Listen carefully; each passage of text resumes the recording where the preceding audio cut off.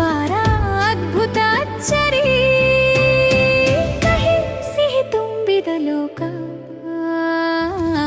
ಪ್ರಪಂಚ ಪರ್ಯಟನೆ.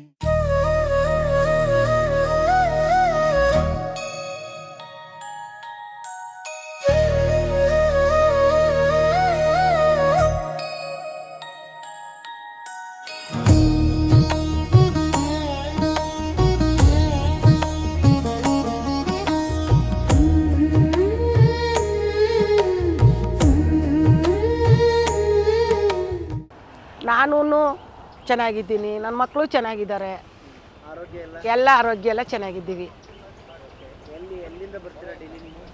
ಡೈಲಿ ಇಲ್ಲಿ ಕೆಳಗಡೆ ಸಿರ್ಕೆ ಕೆಳಗಡೆ ಮಿನಿ ಗಾಂಧಿನಗರದಿಂದ ಬರ್ತಾ ಇದ್ದೀನಿ. ಕೆಳಗಡೆ ಏನಪ್ಪ? ಹೌದು, ವಾಕ್ ಮಾಡ್ಕೊಂಡೇ ಬರ್ತೀನಿ. ವಾಕ್ ಮಾಡ್ಕೊಂಡೆ ಒತ್ಕೊಂಡು ಬರ್ತೀನಿ. ಅಲ್ಲಿ ಮನೆಗಳು ಸಿಗ್ತವೆ ಭಗೀರಥ ಬಡಾವಣೆಯಲ್ಲಿ, ಅಲ್ಲಿ ಹೂವು ಕೊಡ್ತೀನಿ.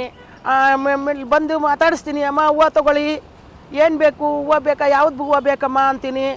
5:15ಗೆ ಹೂವು ತಗೊಂಡು ಬರ್ತೀನಿ. ಈಚೆಗೆ ಬಂದು ಅವ್ರಿಗೆಲ್ಲ ಹೂವು ಕೊಟ್ಬಿಟ್ಟು ಸಿರ್ಕೆ ಬಸ್ ಸ್ಟ್ಯಾಂಡ್ ಇದು, ಇಲ್ಲಿ ಬಂದು ಕೂತ್ಕೊಳ್ತೀನಿ. ಮಾರ್ಕೆಟ್ಗೆ ಹೋಗ್ತೀನಿ. ಮತ್ತು ಇಲ್ಲಿ 9 ಗಂಟೆ ಗಂಟ ಇಲ್ಲಿ ಕೂತಿರ್ತೀನಿ. 9 ಗಂಟೆ ಗಂಟ ಕೂತಿದ್ದು ತಿರ್ಗಾ ಮನೆಗೆ ಹೋಗಿ ನಾಷ್ಟ ಏನಾರ ಮಾಡಿ ಮತ್ತೆ ಮನೆಗೆ ಮಾರ್ಕೆಟ್ಗೆ ಹೋಗ್ತೀನಿ. ಮಾರ್ಕೆಟ್ಗೆ ಹೋಗಿ ಬರೋದಕ್ಕೆ 4 ಗಂಟೆ ಆಗುತ್ತೆ. 4 ಗಂಟೆಯಿಂದ ತಿರ್ಗಾ ಬಂದು ಇಲ್ಲಿ ಬಂದು ಕೂತ್ಕೊಂಡು ತಿರ್ಗಾ 6 ಗಂಟೆಗೆ ಮನೆಗೆ ಹೋಗ್ತೀನಿ.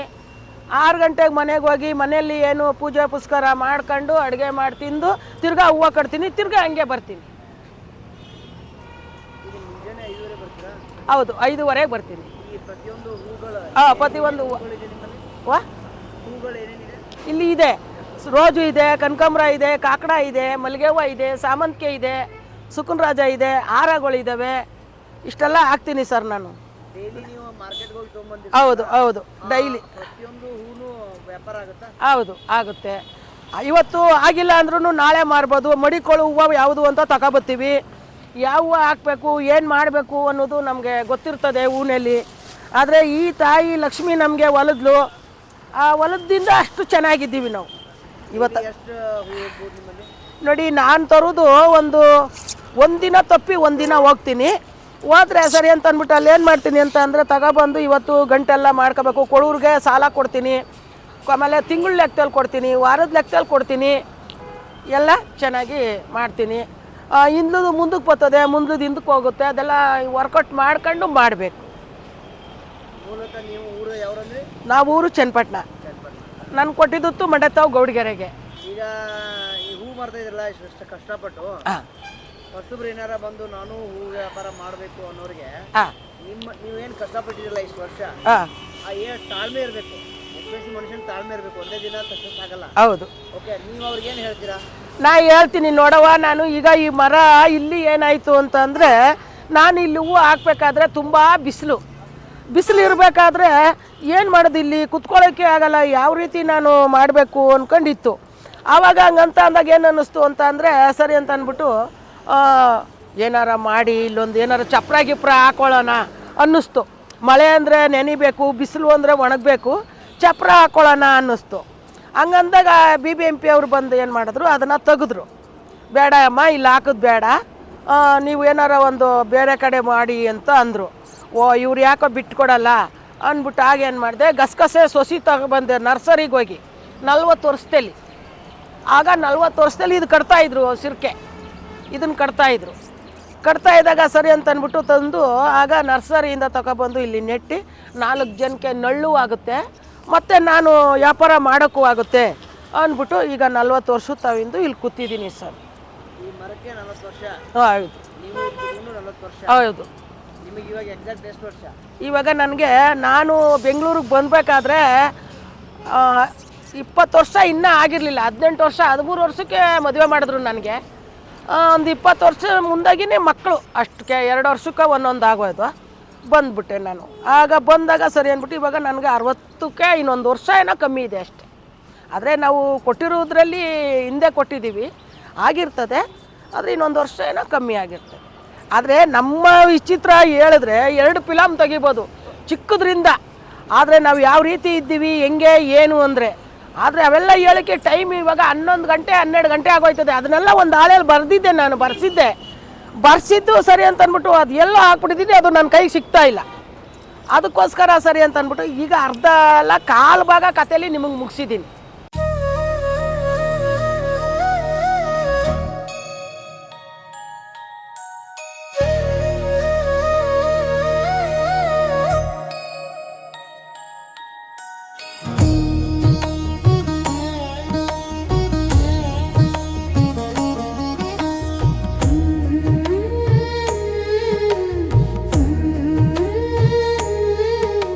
ಒಂದು ಅಮ್ಮ ಇದ್ದರು ನಮ್ಮನೆ ಬಾಡಿಗೆಲಿ ಇರಬೇಕಾದ್ರೆ ಆಗ ಅವ್ರಿಗೆ ಹಾಳೆಯಲ್ಲಿ ಎಲ್ಲ ಬರ್ಸಿದ್ದೆ.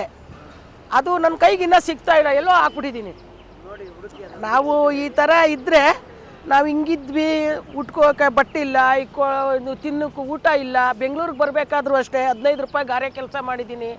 ಆಮೇಲೆ ಲಾರಿ ಕೆಲಸ ಮಾಡಿದ್ರೆ 40 ರೂಪಾಯಿ, ಟ್ಯಾಕ್ಟ್ರಿ ಕೆಲಸಕ್ಕೆ ಹೋದರೆ 25 ರೂಪಾಯಿ, ಗಾರೆ ಕೆಲಸಕ್ಕೆ 15 ರೂಪಾಯಿ ಕೊಡ್ತಾಯಿದ್ರು. ಭುವನೇಶ್ವರಿ ನಗರದಲ್ಲಿ ಬಂದಾಗ ನಾನು ಬಾಡಿಗೆ ಮನೆ ಮಾಡಬೇಕಾದ್ರೆ 50 ರೂಪಾಯಿ ಬಾಡಿಗೆ ಮತ್ತು 200 ರೂಪಾಯಿ ಅಡ್ವಾನ್ಸು, ಇಷ್ಟೆಲ್ಲ ಇತ್ತು. ನಮಗೆ ತಿನ್ನೋಕೆ ಊಟ ಇಲ್ದೇ ಇಟ್ಟಿನ ತಪ್ಪಲೆ ಖರ್ಚಿಗೆ ಎಡ್ಕ ತಿಂದಿದ್ದೀನಿ ನನ್ನ ಜೀವನದಲ್ಲಿ. ಆಗ ನಾನು ಏನು ಮಾಡಿದ್ರೆ ಆಗುತ್ತೆ ಅಂತ ಅಂದ್ಬಿಟ್ಟು ನಾನು ಏನು ಮಾಡಿದೆ, ವ್ಯಾಪಾರ ಮಾಡಿದ್ರೆ ಸರಿ ಅಂದ್ಬಿಟ್ಟು ನನಗೆ ಗೊತ್ತಿಲ್ಲ.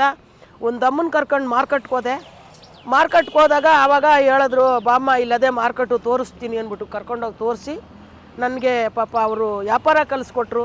ಈ ಹಳ್ಳಿ ಮೇಲೆಲ್ಲ ಹೋಗಿ ನಾನು ವ್ಯಾಪಾರ ಕಲ್ತ್ಕೊಂಡು ಸೊಪ್ಪು, ಹೂವು, ತರಕಾರಿ ಎಲ್ಲ ಮಾರ್ಕೊಂಡು ನಾನಿವತ್ತು ಇಷ್ಟಕ್ಕಿದ್ದೀನಿ ಅಂದರೆ ನನ್ನ ವ್ಯಾಪಾರನೇ, ನನಗೆ ಬುದ್ಧಿನೇ.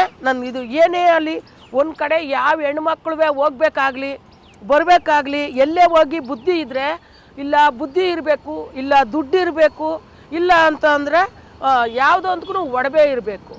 ಇವು ಯಾವೂ ಇಲ್ಲ ಅಂದರೆ ಏನೂ ಮಾಡೋಕ್ಕಾಗಲ್ಲ. ಇಲ್ಲ ನಾನು ಎಲ್ಲ ಫುಟ್ಪಾತಲ್ಲೇ ಬಾಳ್ತೀನಿ, ನಾನು ಜೀವನ ಮಾಡ್ಕೊತೀನಿ ಅಂದರೆ ಅದು ಆಗದೇ ಇರೋ ಕೆಲಸ ಅಲ್ಲ, ಅರ್ಧ ದಿನಕ್ಕೆ ಸತ್ತೋಗ್ಬೋದು. ಹಿಂಗೆ ಯಾಕೆಂದರೆ ನಮ್ಮ ಬುದ್ಧಿ ನಾವು ಉಪಯೋಗಿಸ್ಕೋಬೇಕು. ಒಂದು ಕಡೆ ಬಂದಮೇಲೆ ನಾವು ಯಾವ ರೀತಿ ಇದ್ದೀವಿ, ನಾವೇನು ಮಾಡಿದ್ದೀವಿ, ಯಾವ ಹೆಣ್ಮಕ್ಳೇ ಆಗಲಿ, ಆದರೆ ಹೆಣ್ಮಕ್ಳಿಗೂ ಧೈರ್ಯ ಇರಬೇಕು. ಒಂದು ಕಡೆ ಬಂದಮೇಲೆ ಅಯ್ಯಯ್ಯೋ ನಾವು ಏನಪ್ಪ ಮಾಡೋದು, ನಾನು ಈ ಕಡೆ ಬಂದ್ಬಿಟ್ನಲ್ಲ, ಏನು ಮಾಡೋದು, ಮಾಡೋದು ಅನ್ನೋದು ಒಂದು ಭಯ ಅನ್ನೋದು ಇರಬಾರ್ದು. ಧೈರ್ಯ ಇರಬೇಕು, ಧೈರ್ಯ ತಗೋಬೇಕು.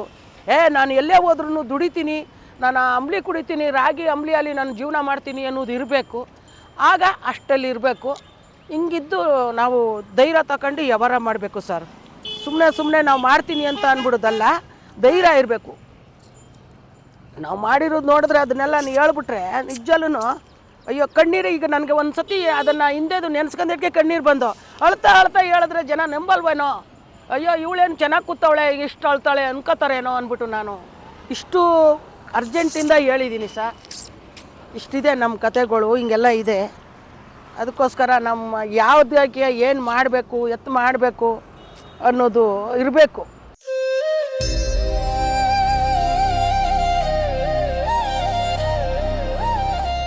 ಧೈರ್ಯ ಇರಬೇಕು. ಯಾವ ಹೆಣ್ಮಕ್ಳಿಗೆ ಆಗಲಿ ಧೈರ್ಯ ಇರಬೇಕು. ಹೊರಗಡೆ ಬಂದಮೇಲೆ ಯಾವ ಗಂಡಸಿ ಆಗಲಿ, ಅಯ್ಯೋ ನನ್ನ ಪಾಡಿಗೆ ಎಷ್ಟೋ ಜನ ಇರ್ತಾರೆ ಗಂಡಸ್ರುಗಳೇ, ಒಂಟಿ ಹೆಂಗಸು, ಅವಳಿಗೇನಾರ ಒಂದು ಮಾಡಬೇಕು ಅಂತಾರೆ. ಅದಕ್ಕೆಲ್ಲ ಎದುರಾಗಿ ಇರ್ತೀನಿ ಅನ್ನೋದು ಹೆಂಗಸು.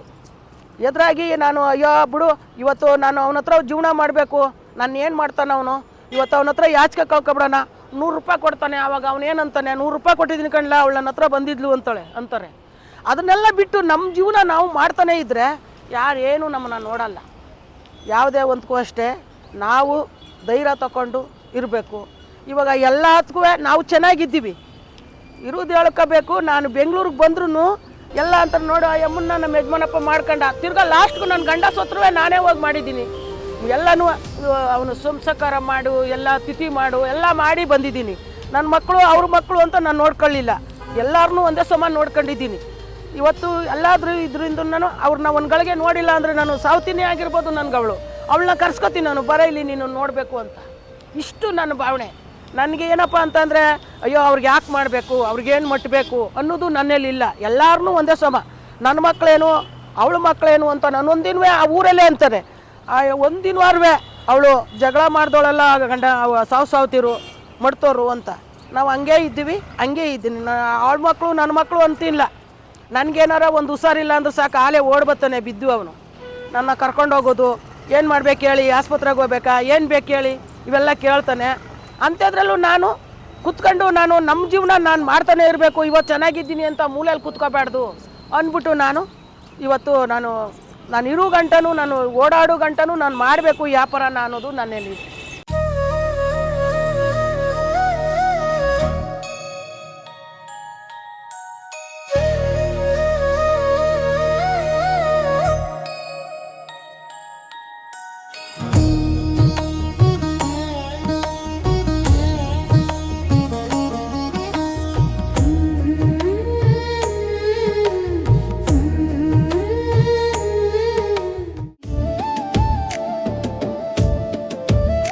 ಇಲ್ಲಿ ಯಾರೂ ಮುಖ್ಯರಲ್ಲ, ಯಾರೂ ಅಮುಖ್ಯರಲ್ಲ, ಯಾವುದು ಯಾಕಶ್ಚಿತವಲ್ಲ.